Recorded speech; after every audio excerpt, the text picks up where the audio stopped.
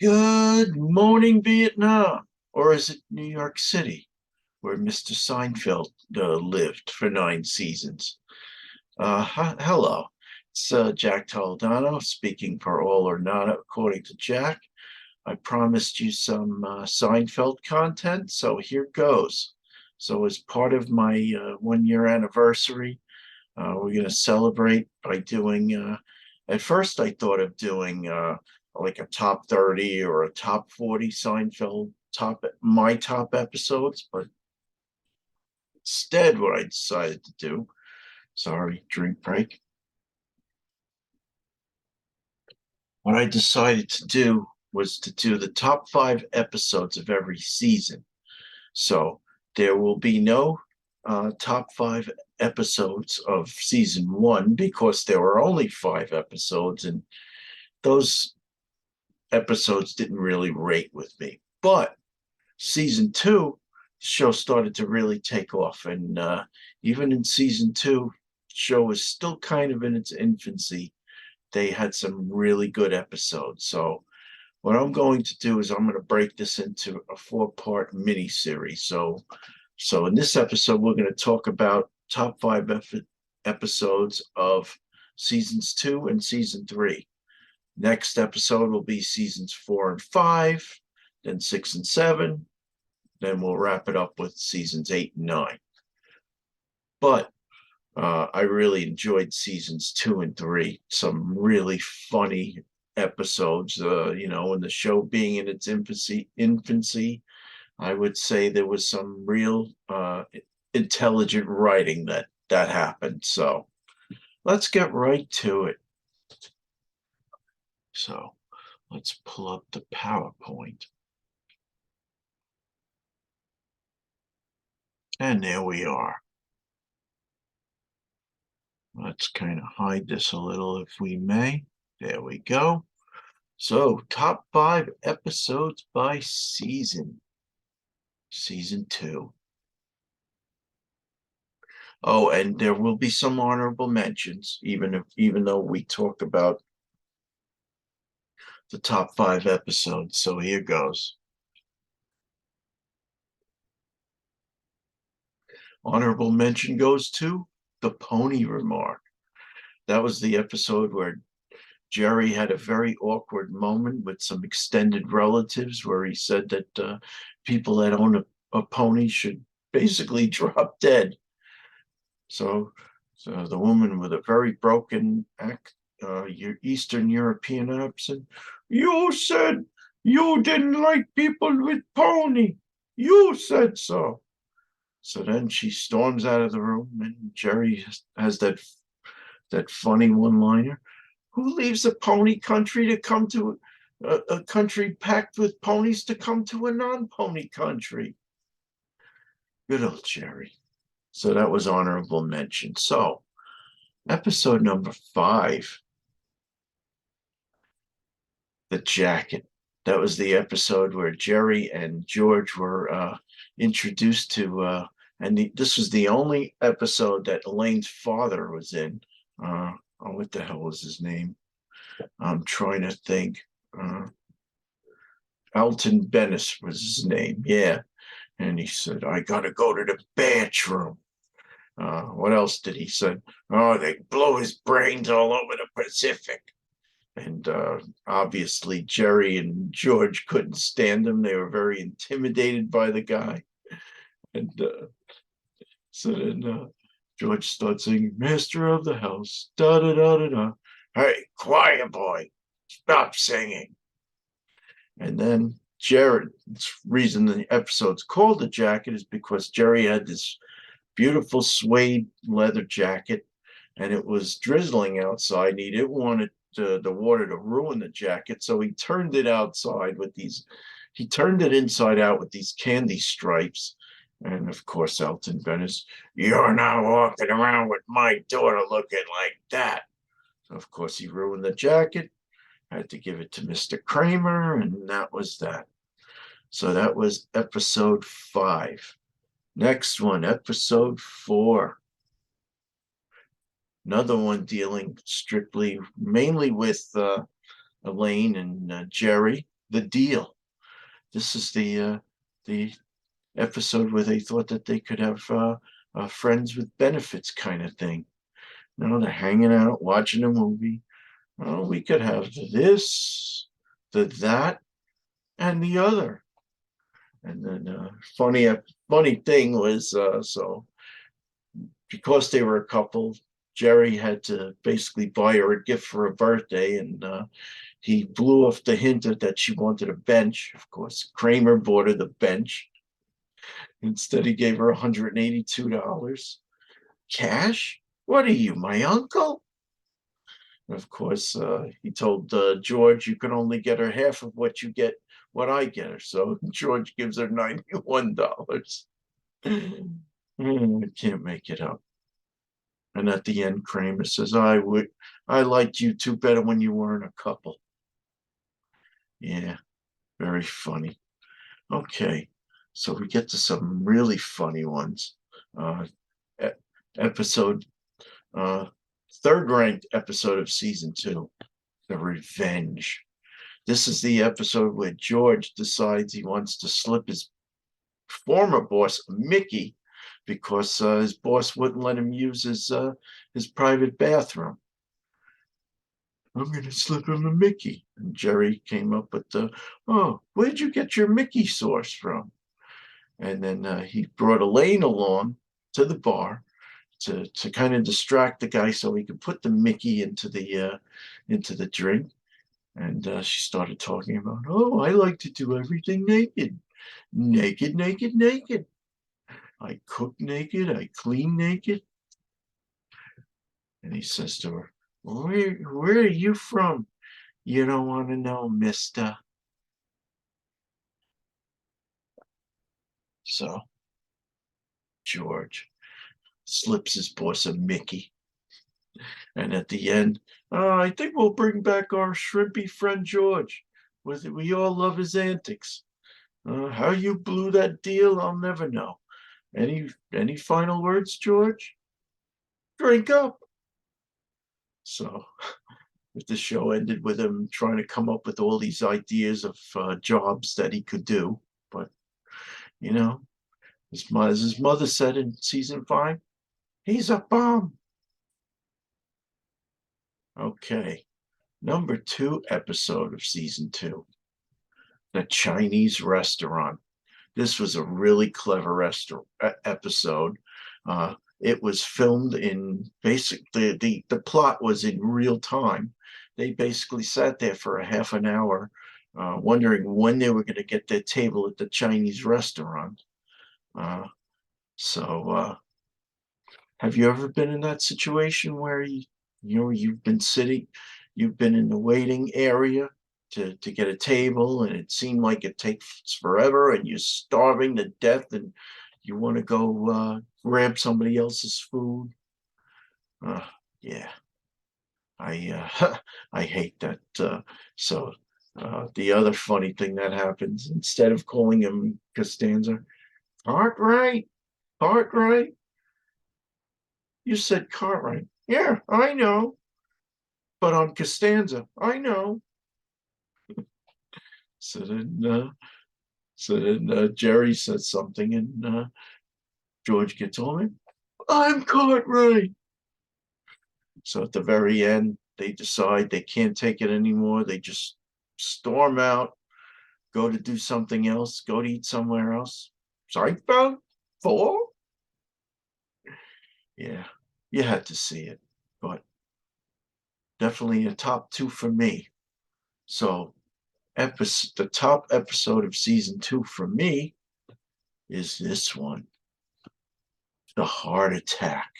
And this is what I do. Once I reveal all my episodes, I put some pictures up. So uh, this is them sitting in the hospital. Of course, Elaine has an infatuation with George's doctor. This is Elaine helping George with the revenge and the Mickey. This is Jerry, George, and Elaine waiting for their table at the Chinese restaurant. So back to episode number one, our top number one episode, the heart attack. A lot of funny things happened in this one. First, it starts with Jerry. He falls asleep on the TV, and then you got Larry David dressed in this outer space suit, saying, "Yeah, just as you prophesied." What did he say? Uh, I forget what he said, but just as you prophesied. Uh, like flaming globes, Sigmund, like flaming globes. And Jerry was half asleep, and he thought he would write it down for some, for some, for to come up with a comedy bit. So people all throughout the episode, they're coming up with, trying to get them to interpret his scribble. Uh, Please fax me some halibut. Salami, bologna. Uh, oh yes, Cleveland 113, Knicks 110. Uh, and of course, George, paranoid George, thinking he's having a heart attack. Is it lupus? Is it lupus? And, and then he tells Jerry, "Oh, just end it for me." So Jerry takes a pillow, puts it over his head. Uh, and then of course, uh, Kramer hooks him up with a holistic healer named Tor Ackman. That was some funny stuff. He gives him some tea that made with cramp bark. And so, cut to the next scene. He's back in the ambulance. His face is all purple. I'm an eggplant. And leave it to them. The two what the hell are they? The ambulance attendants get into a fight over some jujubes. Can't make it up. And then they crash. And of course, Kramer's cured really fast by Tor Ackman. So that's season two. So you have number 5, the jacket. Number 4, the deal. Number 3, the revenge. Number 2, the Chinese restaurant. Number 1, the heart attack. On to season 3. So this time there are 2 honorable mentions. First one, a parking garage. Another episode where they're in real time spending a half an hour looking for their car in the parking garage of a mall in New Jersey. Of course, both Jerry and George at separate times had to basically unload their bladders, and they got caught by the security guy. So Jerry, I could have had uromycetitis poisoning and died. Uh, and the whole episode, Elaine's worried about her goldfish, that it's going to die because it's hot in the garage and they can't find the car, and not enough oxygen and water for the fish. And then very end, they get to the car, they get in, and of course Kramer can't get the engine to turn over.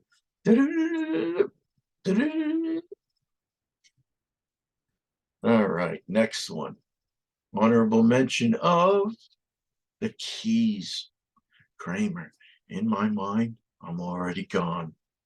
So this is the season finale where he just keeps going into Jerry's apartment unannounced and disturbs Jerry's time with his girlfriend. So Jerry asks for his key back. So then Kramer gives his key to George, and it's like, now you got to be my key brother. What else does he say to George? I can barely see you, buddy. Very funny. What else happens? So his car breaks down on the way to California. And oh yeah, that's right, Newman. He split for the coast, La La Land. So he's driving in California. I don't think he made it off. I don't think he made it off the eastern seaboard when his car broke down again. So then he had to hitchhike all the way. So first he hitchhikes with some biker who was always telling him, lean, lean. And how he almost busted his face wide open. Nice thing to tell a guy on the back of your motorcycle. So then he's in one of those Volkswagen vans with some hippies. Hey Kramer, did you ever kill a dude? Please, Kramer, we need you. Very funny episode. And then at the end, he ends up on Murphy Brown. Too funny. You can hear him clacking away on the keyboard, meeting the actual Murphy Brown. Very funny. All right. So, number 5, season 3, The Pen. Take the pen. Take the pen. He writes upside down. So basically, the premise of this episode, and so George and Kramer weren't in this episode.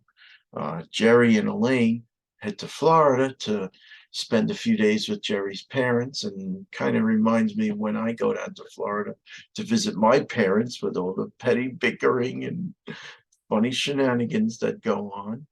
And George's father and this guy Jack Klompus arguing over a Coke being on the bill and who's going to pay the extra 80 cents or what have you. And so Jack Klompus gives Jerry the pen, but then takes it back, and that causes a stir and causes idle rumors in the community, leading Jerry to say, "What's going on in this community?" Meanwhile, poor Elaine, she can't sleep on the pull-out couch because the bar is in her back, and Jerry's mother, uh, she doesn't put the air conditioner on, so it's like 90 degrees in their condo.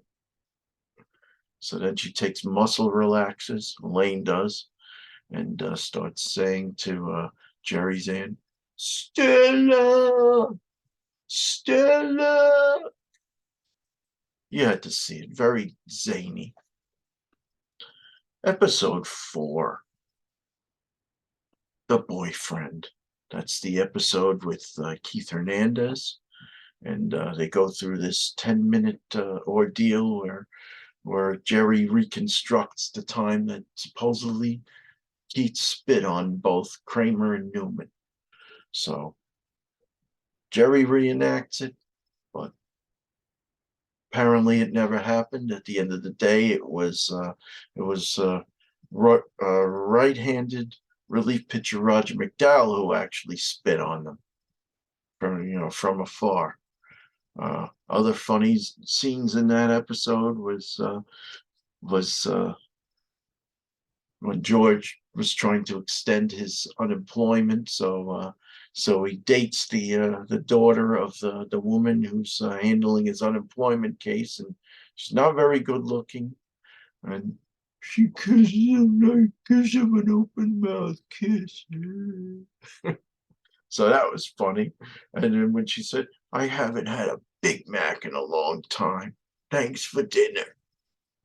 And then she's like, you have no future. Then she breaks up with him. You have no future. About the best thing you could do for me is source me on a box of nails. So then George cooked up another scheme. I know Keith Hernandez because the woman was a Mets fan. Of course, that blew up in his face.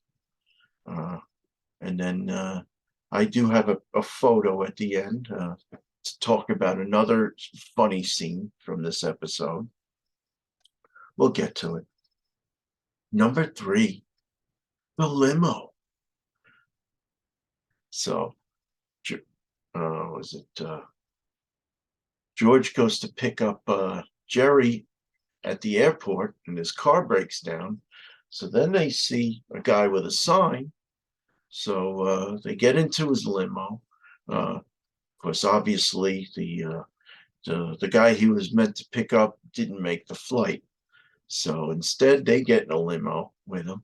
Little do they know that the guy that George is playing ends up being a neo-Nazi.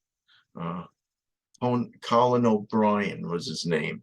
Yeah. So then he reads the manifesto of the two followers get in the limo with Jerry and George, and so all of a sudden he starts reading, and the Jews, through their Zionist occupation of blah, blah, blah.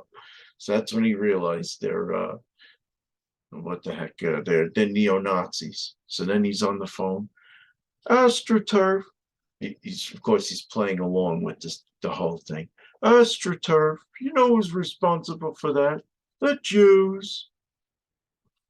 Too funny. and uh, and the girl, very nice looking girl, same girl who played the part in the pie, who would eat the pie in season 5. She shows him this Ruger. Oh, that's a nice looking Ruger you got there. And then she's very cute.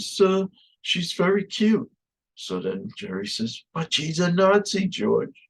She's kind of a cute Nazi. Funny episode. Course, they get tossed out of the van, out of the limo, and almost get mobbed by a crowd who's protesting this Colin O'Brien. Of course, Jerry played Dylan Murphy. I'm from Dublin. Too funny. Okay, episode 2, a really funny one. The Pez dispenser. So Jerry, George, and Elaine go to this piano recital of a woman that George is dating, and what is what does Jerry do? And don't look at this. Pretend this is Tweety Bird. He puts a Tweety Bird Pez dispenser. Well, first he does this. Then he puts a Tweety Bird Pez dispenser on Elaine's leg. Elaine cracks up laughing during. I can't put the damn thing back in the car. Anyway, so Elaine starts laughing hysterically in during the recital, pisses George's girlfriend off. She doesn't want to go out to dinner with them after. So then George complains to Jerry, Jerry, I have no hand, meaning no upper hand in the relationship. Uh, so then Kramer comes up with the idea, why not do a preemptive breakup? Then you'll have all the hand you need. And it works for a while until she discovers who the laugher was during, and again, very zany episode. Jerry's having what the hell do they call that? An intervention at his house, and George shows up with his girlfriend, the pianist. Kramer shows up with his polar bear buddies, and the polar bear guy with his broken Coney Island accent. I have no pocket. Uh, and gets her to start laughing, and George's girlfriend discovers that she was the laugher. Then she gets upset at George for lying to her, and she says, "I am breaking up with you." So, but you can't. I have hand, and you're gonna need it. I gotta tell you, folks, I was rolling on the floor with that line for a good 5 minutes. First time I ever saw that episode. So funny. All right. Episode 1, number 1 of season 3. You're going to love this one, folks. This is great. A parking space. Freaking hilarious. Who but Seinfeld and Larry David comes up with an episode where two guys are fighting over a parking space, again in real time. they're both wedged into half the spot, and George tried to back into the spot, and Kramer's friend Mike Moffat tried to pull in front ways, and basically arguing the whole half hour. Uh, and what else happens? Yeah, so the car was clanking, so Elaine and George came up with the idea, the notion that a bunch of crazy teenagers was chasing them. Clink, clink. What'd you do to my car? Yeah. So then the episode culminates with Jerry finally saying, "That's it. I'm going out to watch the." And the idea was that the four of them and Mike Moffat were going to go up to Jerry's apartment to watch a pay-per-view fight. So Jerry goes up there to put on the boxing match, turns on the TV. 7, 8, 9, 10, ding ding. So he essentially missed the whole fight. Puts his head down on the couch in despair. It's funny. So pictures that I have. So this one is from the garage episode. This was the boyfriend, the end of part 1, where he's in the bathroom, and Jerry's supposed to say that he gives the unemployment woman Jerry's number, say that he's applying for a job with Vandelay Industries. So Kramer, busybody that he is, picks up the phone, says, "What delay? Yo, way off." So George comes running out of the bathroom, half undressed, trips over his pants. "Say Vandelay! Say Vandelay!" And another very funny line, Jerry says, "And you want to be my latex salesman?" Howls, just howls from the audience. Of course, this episode, and you can't even tell that's George there, but this is where they're in a limo and they're all babbling because they've got 2 Rugers pointed in their direction. Very funny. Season 3, really catching on. So next episode of mine will be seasons 4 and 5. Again, I'd have to say these are my favorite seasons, 2 through 5. Awesome. But next time, let me stop sharing. And just to let everybody know, later on this evening, I am going to give you a Festivus episode. I can't wait. It's going to be good. So thank you very much, everybody. Happy Festivus in advance. Thanks for watching All or Not According to Jack. I'm still trying to get to that 500. So help me out, folks. Please subscribe. Talk to you soon. Jack Toledano speaking for All or Nada. Have a good one.